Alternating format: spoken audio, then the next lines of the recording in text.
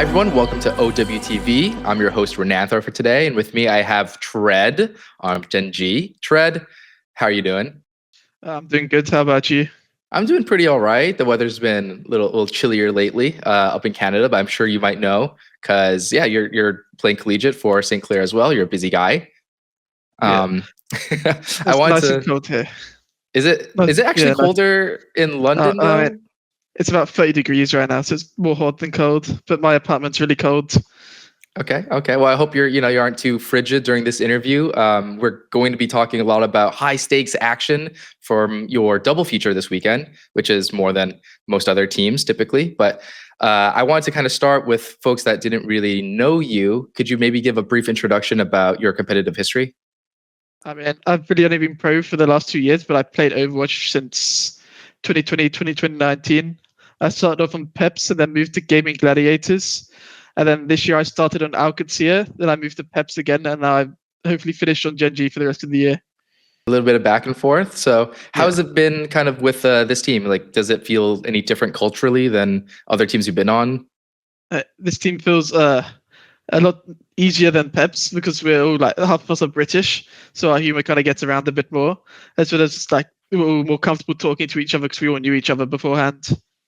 Oh, so you guys have been friends for a while now. It's not like jumping in with Yeah, brand new folks. Okay. me and EXO played last year, and Crispy and Backbone I speak to a lot. I think Sky's the only one that like I haven't spoken to a loads, but we still speak sometimes. Okay, cool. So, I mean, that must help like getting acclimated and such. But on the topic of kind of working with a new team, have you guys figured out like a structure? Is there like a specific in-game leader or kind of who takes responsibility for that sort of thing? The problem with our team is that we have 3 British people on it, and all of us like to speak a lot. So it's usually us three speaking the most, and then I would say it's EXO, and then we kind of take turns doing stuff. So if one person wants to do something, they'll say it, and then we do that thing. It's just whoever speaks first, really. Interesting. I actually did see like a clip on, I forget if it was Twitter or YouTube, but I think it was Christopher who's having an interview, and he said having worked with teams in NA and teams in EU that NA teams are like kind of, I don't want to say monotone, but like a little lower on the scale for comms, and EU teams are loud and proud, especially the Brits. So that's kind of been interesting to me. Is your team like that? Are you guys kind of like, are comms a racket? Yeah, Backbone shouts a lot, but comparing like my collegiate scrims compared to my EU scrims is very different. I need to be a lot louder in my Gen.G scrims to be heard. While in collegiate, I can just speak and they'll all hear me. Like, Do you have a preference? Is it like, I like Gen.G a lot more. I like how everyone speaks there. so is that good for like energy, or is it just better for like getting the urgency out? Like, why do you prefer it? I think it's just more urgency, and then I know what my teammates are doing because they're always speaking. Nice. Okay, we got to get the boys on St. Clair a little bit of like energy drinks before matches, get the caffeine in, energy up. Shouting. Exactly. But yeah, like I mean, obviously talking about collegiate, I'm assuming probably pretty busy. How are you balancing playing on 2 teams at once, plus all the schoolwork and all that? Luckily, my school's been quite good with it. They're allowing me not to go to the classes because of the scrims, so I'm working fully online until I come back from when I travel to the UK for the playoffs. Yeah, that's true. You are playing remotely, so like you deal with things like ping and that, right? Yeah, it's the same ping that all the Saudi players get from Saudi to Europe. So what is it like? it's 100, 110, 100. Yeah. Okay. I mean, not ideal, but you can yeah. make it work. Okay. If I went to the campus, it would be about 90 ping, but I have my PC in here, so I don't really want to. Okay. No worries. Like, have you ever noticed like the ping matter at all, like in your matches or anything? I notice it, of course, and I'll probably play better when I'm off ping, but I kind of want to go to school at the same time. And I think it landed, so I just played in EU still, because there wasn't really any NA teams that I wanted to join. Oh, interesting. So like you actually felt like you had a decision, like you could have went to either? There was like a few NA teams which I was speaking to, but I really like the people on Gen.G, and I think it's a better opportunity to get better. Ooh. So okay, cool. Yeah, is that like I don't feel like that's common knowledge. Maybe that's like a insider scoop. We could maybe no leaks, but that's super interesting. So there's a universe where you actually would have potentially played in NA. That's really cool. I have non-import status in NA, but I just like the people on Gen.G, and I feel like with the coaches of Crusty and Dae-hee, it's better for me to get better this stage, and then next year looking for an NA team. Okay, that's good insight. That's good insight. And how's it working with the coaches there?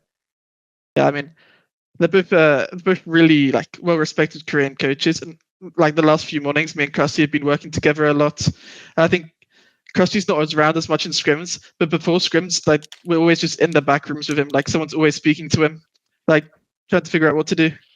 Cool. So he's like an active guy, just kind of like a regular back and forth. That's cool. That's cool. Yeah, Krusty's been obviously a prolific figure for the scene for a while, and yeah, you getting to work with them, I think, will definitely help. Just build on that experience. So, what else helps build experience is lots of match time. And you guys had your first double feature weekend where you played VP and Quick. So, diving into that topic with Virtus.pro first, that was a real tough match. I kind of want to ask about your team. Like, did you guys prepare specifically for them, knowing they are kind of like the soft favorites for the stage? Right now, I think VP the best team by quite a bit. So we weren't particularly preparing for them. Like our whole thing is, if we mirror Luke Curie into them, we have zero chance of winning. So we we mirrored Wee and Curie. We had zero chance of winning, so we decided to play Curie Lu a lot. And then the first two maps didn't really go to plan because of everything. And then the third map, we came back out. And then the fourth map was just, at that point, it was kind of over. It's a reverse sweep. A bit of cope, but both me and EXO had a fever, so we were both like ill for the match. So maybe maybe we could have taken them to map 5 or maybe even 1 if we weren't ill. Yeah, I mean, taking a map at all with a 3-1 scoreline against a team that good is really good, especially sick. Want to kind of dive in a little bit more to detail about what you were saying for prep. We saw you change from double flex DPS from week 1 and show a few more looks. We obviously saw a lot of Symmetra. We've seen Cassidy, Bastion, obviously too, even a bit of Venture on Atlas. So notable lack of Reaper there, whereas that's really popular in NA and even in Korea now. So what was the kind of thinking behind the lack of Reaper? Like, why do you pick the style that you are playing right now? How Reaper works is Reaper's really good into like main tanks. So in NA, you have your like Infected and stuff. Infected, like, he can't really play the D.Va. He can't really play that. He can kind of play Hazard. He can't really play the Zarya. Well, like the Reaper's not so good into them. Well, the Reaper will just like delete a monkey from the game. I see. So it's more of like having to do with anticipating what the tank has to play, and less so just like generally. You guys don't think he's like the strongest DPS pick. He's more like a counter pick kind of thing. Yeah. I mean, especially with the amount of D.Vas there are in this region, I feel like it's really hard. Significantly more. Just only play Reaper is probably really hard. Like VP, they played Reaper, but we were also like a mirror Reaper for a bit. And it's kind of a bit different because they have Kevstra and Jay, who are probably like both top 3 flex DPSs in this region. Mm-hmm. Yeah, starting on Samoa, the Zarya Bastion comp is what you guys ended up kind of rolling it out with the most. Can you walk me through what went wrong there? That was a rough ending scoreline. I think you team-wide, cumulatively, no one got over like 2 elims or 3 elims. So yeah, what was kind of the core issue? I mean, first of all, we weren't expecting them to pick Samoa of all things. So we haven't played Samoa that much, but it's also, I feel like that comes really comfortable for them. And I don't know, we've sorted out the issues that we had this week, like in scrims, and it feels a lot better now. And also, I don't think it's like the Zarya probably wasn't as good as that comp as we thought. Like the Zarya, I kind of just got bullied by a Reaper and died every fight. Right. So it wasn't good fun. Cool. So it was more of like a map pick thing overall. I think just prep wise, they hit you with an unexpected draft. Yeah, I mean, Smash just dominated the draft on that map. Okay, well, I mean, going to map 2, Kings Row is a bread and butter for a lot of teams. It's a really popular, famous Overwatch map, arguably maybe the most famous besides Lijiang Tower potentially. So they played something unexpected though, even though it is an expected map, and you saw Roadhog on defense, and they got a pretty solid stop to you guys on second point. What are your thoughts on that choice of hero, and then what do you guys feel like you've learned from that match or series, like that map? The fact they put Ison, we thought they were going to lean towards to the Winston and Hazard, which are like his specialties. But when we see a Roadhog, it kind of took like a minute or 2 to figure out what to do. And then we roll to the end of second. But Kings Row is like a really hard map to cap sometimes. So you usually had to get like 2 fights, 1 on first, 1 on second, like 1 on third, maybe like a 1 more somewhere. So it's kind of, which usually gets stopped somewhere. You're usually held for about 2 minutes. So at that point, it's quite hard. Yeah, was the Hog like a thing you guys weren't expecting? Like, do you think that he was, or that character was particularly a problem, or was it kind of other factors at play that made it difficult? I don't think Hog was a problem. I think the biggest problem was just the Symmetra, because our whole thing was we didn't think they were going to Symmetra at all, if not that much. So we weren't prepared for it. I see. So Hog wasn't a main issue. It was more of kind of like the other factors at play. Sim. Tell me why. Like, why was Sim particularly annoying? I mean, you just got a beam and turrets, and if we're trying to play D.Va, it's not really the best thing in the world. True, you can't matrix a beam. Yeah. Yeah. Okay. Fair. Map 3 rolled around though, and that was a better look for you guys. Like a great showing. What were you able to do there in that map to find success that you couldn't find on the other maps? I mean, we realized on the second map that just play Hazard. Hazard is, well, to his nerf, he was just the best hero probably.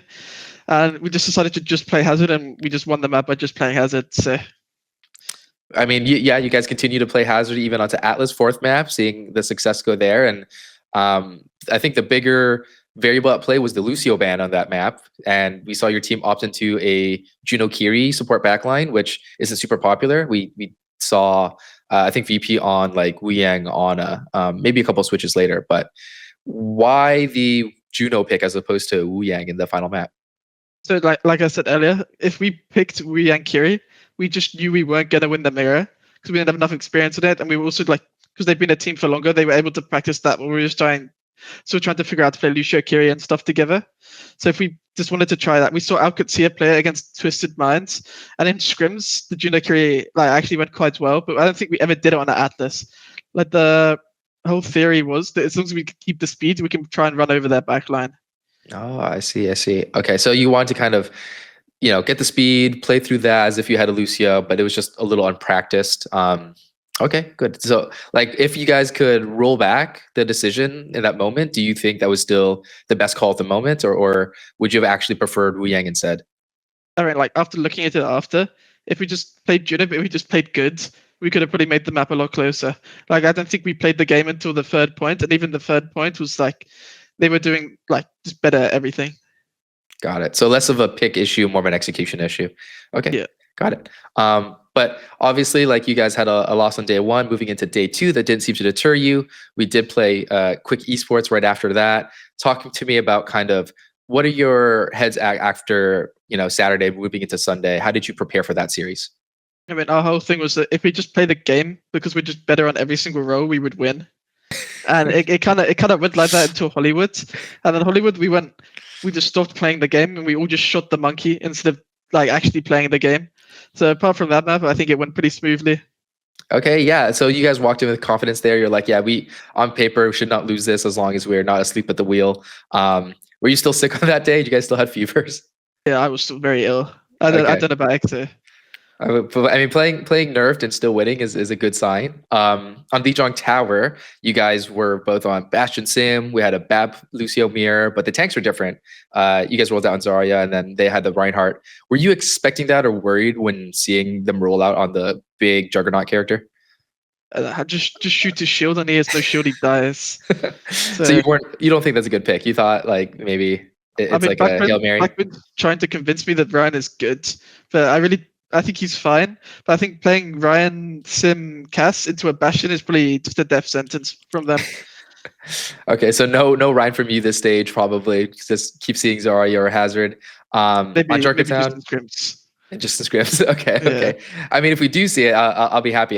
EU is known generally as the Ryan region, but if we're not finding success, then it is what it is. Jarkatown, we see D.Va Sim into Winston Ana. So that difference in match there, that asymmetry. What do you think is important for your comp to win that matchup?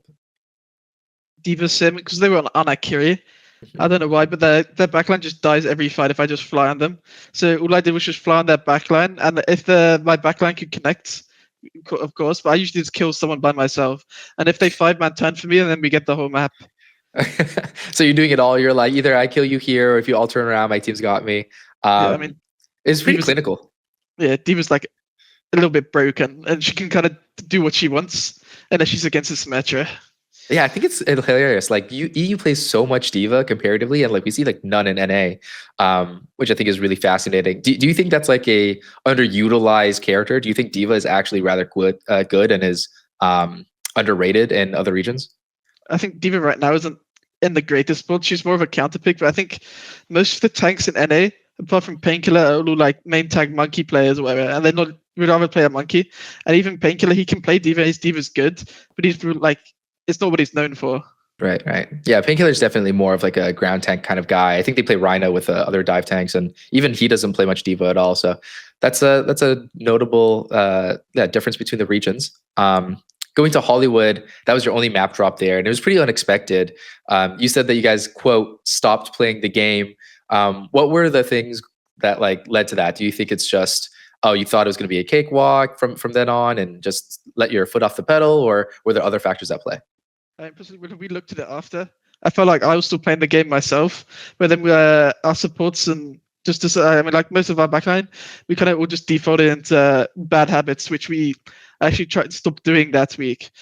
So it's kind of just because we were still changing that week, changing our playstyle and everything. I think that's the main reason why.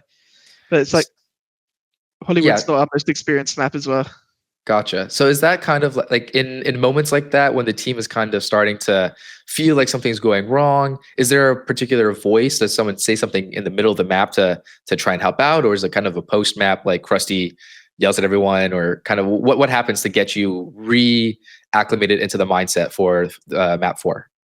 I'm pretty sure if someone sees it, they're gonna mention it. So between the rounds, I know Backbone had a conversation, was saying it and everything. So we did say it, and then the defense went a little better. But it's also, you can't even push to half the point on Hollywood. You can't really hold. It's really hard. Right.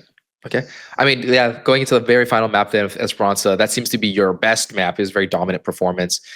Is that like more about being prepared, or did you guys kind of snap into it and start like trying really hard in the last map?